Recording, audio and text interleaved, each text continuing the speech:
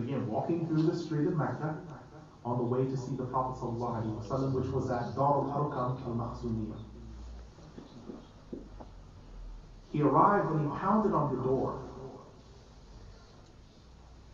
And one of the Sahaba looked out. I forgot to mention something significant.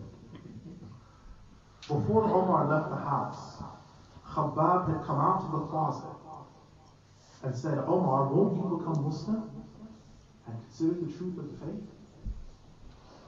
So these three people were now eagerly awaiting him to become a believer.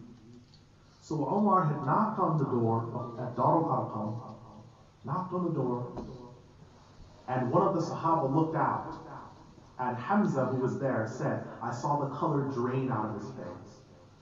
He said, who is it? Who's there? And the answer came, Ibn Al-Khattab, the son of Al-Khattab. And they knew by his voice it wasn't Zayd, because Umar had a brother named Zayd. It wasn't Zayd. It was Umar. And they were wondering what to do. And someone said, don't let him in. No, let him in. Don't let him in. But Hamza said, no, let him in. If he comes with peace, then he'll be treated accordingly. If he comes with other than that, we will behead him with his own sword. It's Hamza.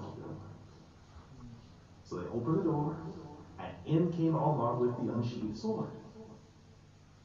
And there was almost a fight because there was the argument of, well, we don't want you coming in here with an unsheathed sword. To put it in perspective, imagine you're at your house. I'll use myself as an example so no one gets to it. And you receive a knock at the door in the late afternoon. And I come in with a KT AK-47 with a flash suppressor, banana clip, it's off safety, it's in my hand and it's pointed in the air. You're obviously going to say, what are you doing in here with that? You can't be in here with that. Well, some of you may be, I don't know, where did you get that? Some of you, the rest of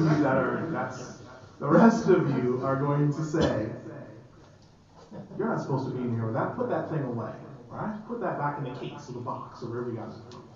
Right? That's how dangerous it is, because a gun is so dangerous it could go off. A sword, similarly back then, was the same way, because it takes it to be lifted one time or dropped one time, and you cut someone or they've been injured, it hits a vital artery, it could lead to that. But the Prophet ﷺ, when he saw Umar, he said, come here. And he grabbed the sword and actually held the sword on the blade.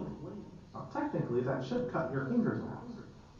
But the Prophet ﷺ held the sword on the blade and pulled him by the shirt and the sword into the room and said, now you obey Allah and become Muslim. And Umar took the testimony of faith. He said the words of La ilaha illallah Muhammadur Rasulullah, and he was a Muslim. Now after that, Umar then said, I feel bad for myself. And they said, why? He said, because you people have been hit in the face and hit in the face and hit back, but that hasn't happened to me yet.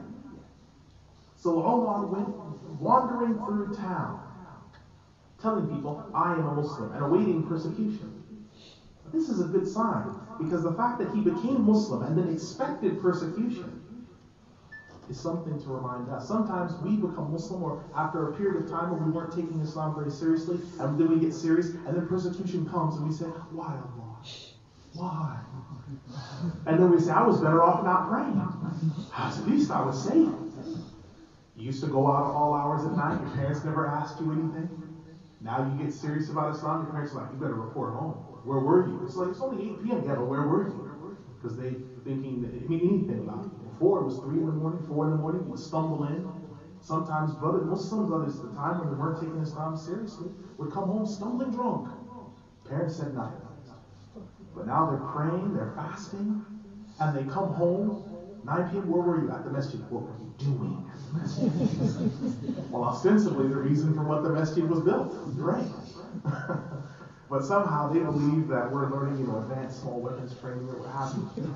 And Muslim brothers are now under more threat than they were when they were actually off the rails. But Umar, as the quintessential Muslim, understood persecution comes when you're Muslim. And all the places he went, no persecution happened. Finally, he comes to the Kaaba and he sees a man sitting there. He says, I recognize this man. He is the one that informs the town people of rumors. And he walked right up to this man and said, do you know something? He said, what? I've become Muslim. And the man sprung to his feet and said, everyone, did you hear that? Omar has become Muslim. And he began spreading the news that Omar has become Muslim. Soon he was surrounded by a group of 8 men. And they attacked him, and Omar fought them. And he was fighting them and fighting them and fighting them. And they were delivering blows, and he was taking them and answering them back and counter-punching, and all these things were happening. And Omar, he sat down and he said, I'm not tired. I'm not sitting down because I'm afraid of you. I'm only sitting down because I'm tired, but I will rise again. That was it. And people realized who they were dealing with regarding Omar. Omar, he also went to the house of his uncle, Abu Jahl, and pounded on the door and said, Uncle, I have become Muslim. Abu Jahl took one look at it and slammed the door in his face. So Umar, his family membership, all of the people that he knew, everything that he knew was disintegrated.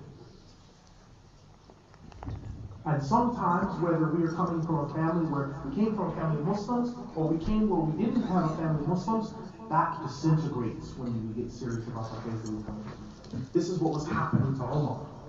He suffered persecution. And he began to suffer with the Muslims, because now he was among their ranks. Umar said to the Prophet ﷺ one day, he said, this Islam is the truth, is it not? The Prophet ﷺ said, most assuredly so. He said that it should be displayed, and it should be open, and it should be public. So he and Hamza took a delegation of companions in 2 lines to the Kaaba to pray in Masjid al-Haram, in front of the Kaaba. Now remember, years ago, before his becoming Muslim, Abdullah bin Mas'ud had prayed, actually recited the Quran at the Kaaba, Ayatul Kursi, and other ayat, and he was beaten viciously.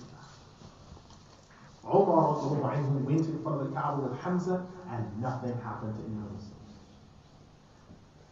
The Prophet ﷺ, he used to pray regarding Umar. He said, Oh Allah, strengthen Islam with bringing either Abu Jahl or Umar Bin Al-Khattab to Islam. This was his dua.